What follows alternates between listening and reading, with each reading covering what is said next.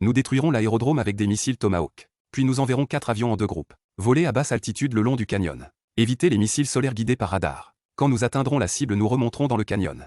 Nous atteindrons la cible avec précision, en raison de la montée verticale rapide lors de l'extraction. Pour s'assurer que la mission se déroule sans incident, Karl a commencé l'entraînement par simulation. Ce jour-là, il y a eu un accident. Un stagiaire n'a pas pu supporter la force des 9 Magnum. Il s'est évanoui pendant l'entraînement. L'avion est devenu incontrôlable. Il a commencé à tomber en chute libre. Alors qu'il était sur le point de s'écraser, Karl a accéléré et l'a survolé. Il a verrouillé son objectif sur l'avion hors de contrôle. Une sirène retentit. À 1 km du sol. Le cadet s'est réveillé. Il s'arrête. Il s'échappe.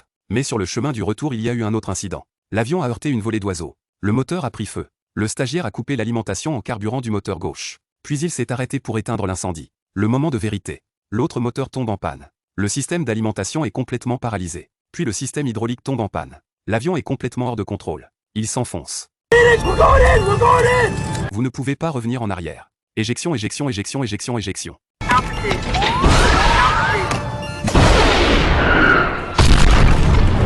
Suite à cet accident, Karl a été disqualifié en tant qu'instructeur. Il a repris la formation lui-même. Il a demandé à tous les stagiaires de plonger directement dans les airs. De cette façon, il pouvait éviter la montée à haute altitude. Mais tout le monde le savait. Une attaque directe serait une cible vivante pour les missiles de l'ennemi. C'est comme mourir. Alors que les cadets étaient désespérés, Karl est soudain apparu dans son Hornet. Il voulait prouver à ses supérieurs. Il voulait prouver à ses supérieurs que son plan était réalisable. Et il a fait passer le temps de la mission de 3 à 2 minutes. Il a fixé le temps de la mission à 25 minutes et 15 secondes. Et puis, les talents de pilote de Karl. Il a une bonne chance de traverser le canyon. Il a atteint la cible et s'est arrêté. Il est sur la cible et il tire. Suivi d'une traction extrême. Il résiste facilement à une gravité 9 fois supérieure à son poids. C'est une opération en douceur. Nous avons atteint la cible et nous sommes sortis de là. L'opération a duré 2 minutes. La manœuvre extrême de Karl. Non seulement elle a prouvé que le programme pouvait être mené à bien, mais elle a aussi donné confiance aux stagiaires. Elle a donné confiance aux stagiaires. Et les gradés ont changé d'avis.